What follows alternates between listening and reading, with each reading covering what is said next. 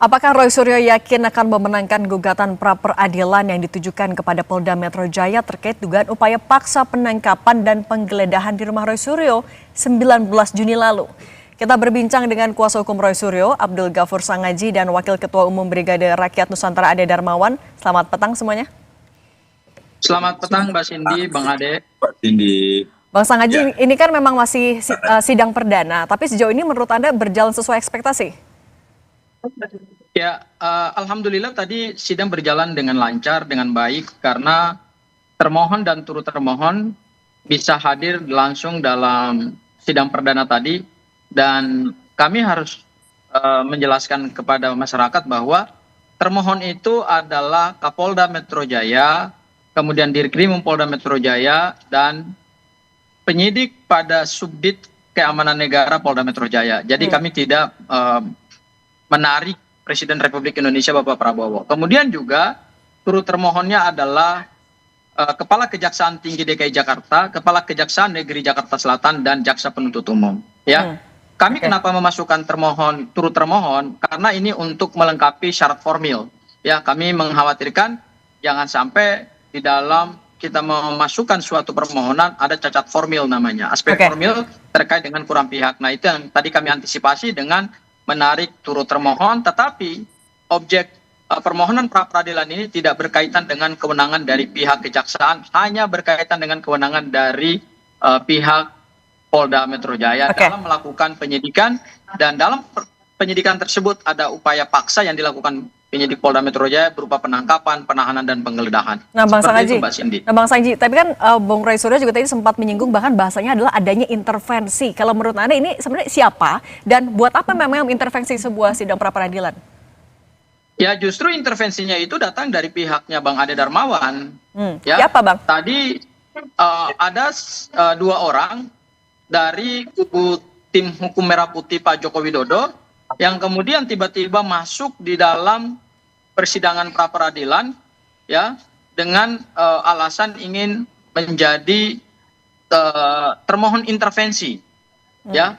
Nah, itu dilakukan oleh Pak Suhadi kalau saya tidak salah tadi, kemudian sama seseorang lagi, tiba-tiba mereka masuk dan memohonkan itu.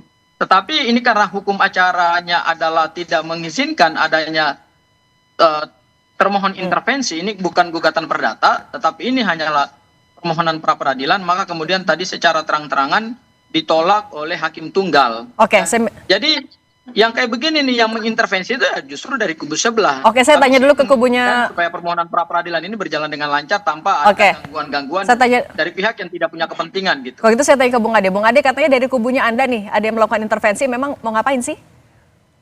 Sebenarnya kita juga tidak mengetahui ya persoalan beliau datang, tetapi sepemahaman saya dari materi gugatan teman-teman dari pihak Roy Suryo, itu kan sebenarnya di SIPP itu tampak sekali ada beberapa pihak yang diajukan baik itu termohon maupun turut termohon.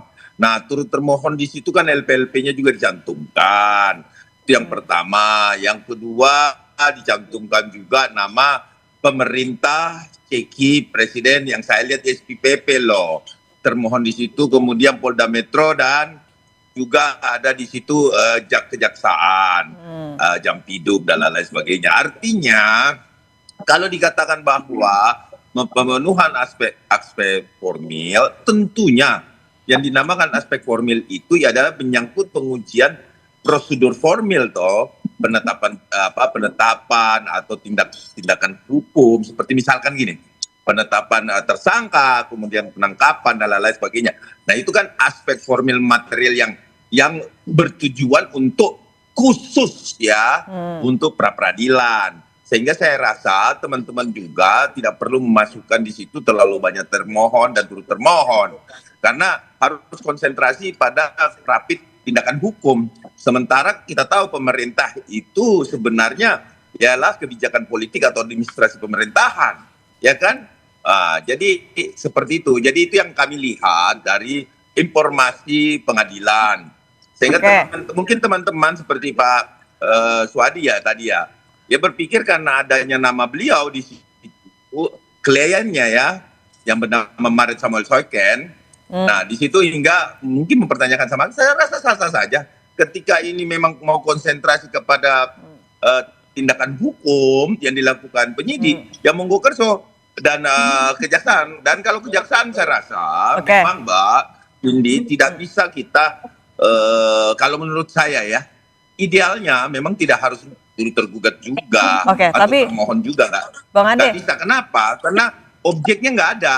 Bang Ade, masuk objek tindakan hukumnya, tindakan hukum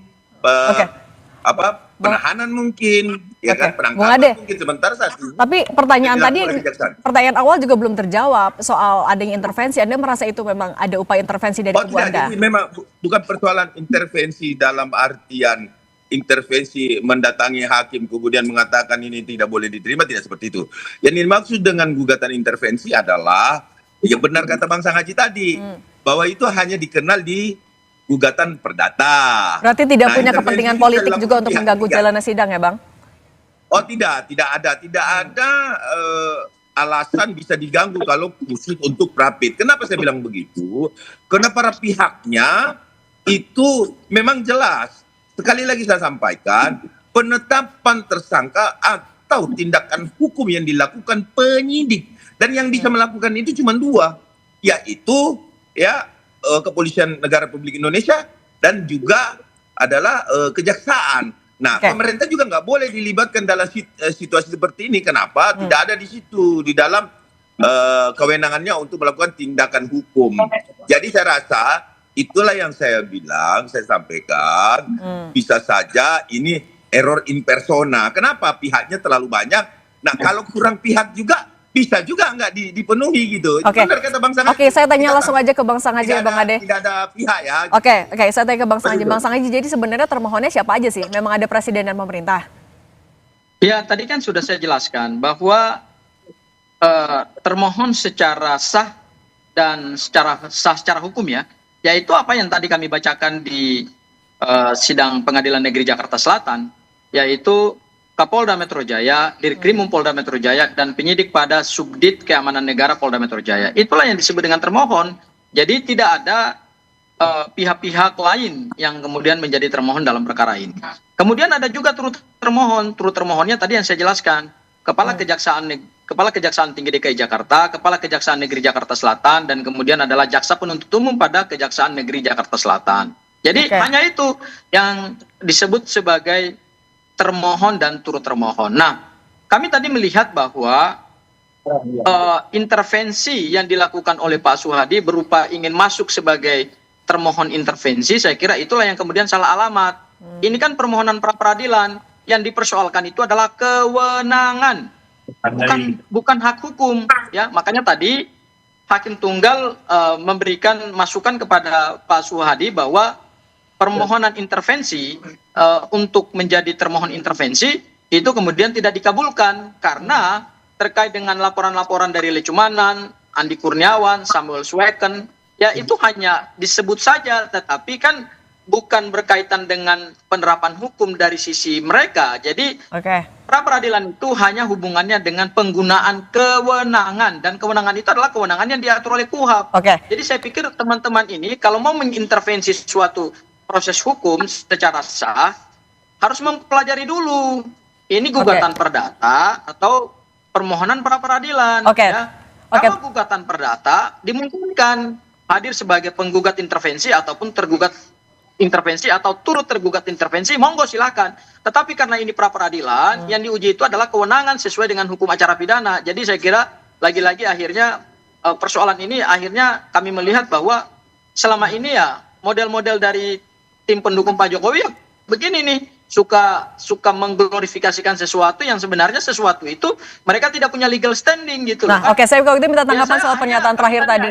Ya, Bang aja gitu loh. Bang Ade, katanya suka sebentar Bang Sangaji. Bang Ade tadi katanya kubu Anda suka glorifikasi. Sesuai dengan KUHP gitu.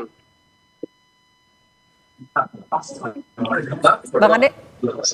Ya, gimana Mbak Cindy? Tadi kalau kata Bang Sangaji, kubu dari Pak Jokowi suka glorifikasi sesuatu. Anda merasa itu adalah pernyataan yang valid? Wah, saya rasa itu tuduhan yang tidak mendasar. Kenapa seperti itu? Dasarnya Pak Suhadi mungkin, Pak C. Suhadi ya, berangkat ke sana jelas di dalam dia mendapatkan informasi dari SPPP. Kan itu tidak mungkin bohong juga SPPP itu. Itu publik kok. Jadi isi dari materi gugatan juga kan ada di situ. Jadi gini loh, kita bukan, saya bukan ini ya, tapi kalaupun misalkan memang turut tergugat, harusnya sih kalau memang kita turut termohon di dalam pra peradilan, sebenarnya nggak perlu datang sebenarnya, karena itu error in persona kok. Di sini kan kita bicara tindakan hukum, ya kan, bukan kewenangan yang digugat di dalam satu pra peradilan, tetapi suatu tindakan hukum, yaitu tindakan yang namanya penangkapan, ya kan, penggeledahan katanya, ya kan. Nah itu akan diuji. Jadi yang diuji itu tindakan hukumnya. Nah kalau memang Polda Metro Jaya tidak sesuai dengan prosedural, ya pasti Bang Sangaji ya enak menang dia. Nanti bebas Paro itu. Nah itu, begitu. Bang Sangaji juga tadi ketawa, apa yang menurut Anda lucu memang dari pernyataan tadi? Ya menurut saya inilah bukti bahwa mereka itu masuk dalam perkara ijazah Pak Jokowi ini memang dari awal mereka ini memaksakan kehendak. Misalnya laporannya Lecumanan, laporannya Andi Kurniawan, laporannya Samuel Sweken, itu kan sudah digugurkan oleh jaksa penuntut umum dan tidak dimasukkan dalam surat dakwaan, itu satu hal. Hal yang kedua, begitu kami masuk di dalam pra peradilan, nah ini mereka, penting nih. Ini penting nih, sebentar dulu Bang Ade. Ya, mereka tiba-tiba mau masuk di Pengadilan Negeri Jakarta Selatan pada saat persidangan itu sedang dilakukan. Ya, kami kaget juga, bahkan hakim tunggal pra peradilan kaget juga. Loh, kenapa Anda berani untuk menawarkan diri Anda sebagai turut termohon? Ini pra peradilan, apakah Anda tidak bisa membedakan mana pra peradilan dan mana gugatan perdata gitu? Ya akhirnya kami sih ketawa-ketawa aja gitu loh. Karena kenapa? Karena cara-cara yang dilakukan oleh para pendukung Pak Jokowi ini justru yang membuat penegakan hukum itu menjadi kisru gitu loh. Dari awal mereka tidak punya legal standing untuk melaporkan perkara pidana, tapi mereka maksakan melaporkan perkara pidana, akhirnya digugurkan oleh jaksa penuntut umum. Kemudian tadi begitu kita masuk di dalam pra peradilan, mereka tidak punya legal standing dan tidak dibolehkan secara hukum acara untuk masuk sebagai turut termohon intervensi. Tapi kemudian mereka ujuk-ujuk datang ke Pengadilan Negeri Jakarta Selatan ya. Saya minta tanggapannya Bung Ade dulu ya Bang Sangaji. Apakah mereka kurang paham hukum? Jadi begini, mereka harus membaca kembali aturan perundang-undangan dan membedakan mana perdata dan mana permohonan pra peradilan. Nah, Bang Ade katanya bikin gaduh. Ya, begini Mbak Cindy, itu tidak mungkin jalannya satu persidangan bisa diganggu dengan hanya satu atau dua orang yang datang ke sana dengan dalih dasarnya jelas. Kalau dia turut termohon, maka memang secara hukum wajib hadir kalau dia turut termohon. Artinya seperti itu. Tapi dengan tudingan Anda bikin gaduh kubunya? Saya mau jawab bahwa digugurkan laporan. Ini kan justru disinformasi. Kenapa saya bilang begitu? Kalau memang laporan-laporan dari para relawan seperti Maret Samuel Sweken, terus kemudian Andi Kurniawan dan Lecumanan itu digugurkan, namanya menggugurkan itu seperti apa? Apa bentuk instrumennya, SP3 kah? Atau surat pemberhentian penuntutan kah? Nah, saya rasa juga Bung Sangaji akhirnya saya bilang, Anda baca dong penghentian. Anda baca dong pemberhentian penuntutan. Apa instrumennya tiba-tiba dikesampingkan. Sementara laporannya naik sidik. SP2HP-nya ada instrumennya. Jadi saya rasa kita tidak perlu kita saling menuding bahwa si A, si B, si C ini salah dalam pendapat. Kita jalani saja. Kalau memang dikesampingkan ya toh nanti akan kelihatan kok.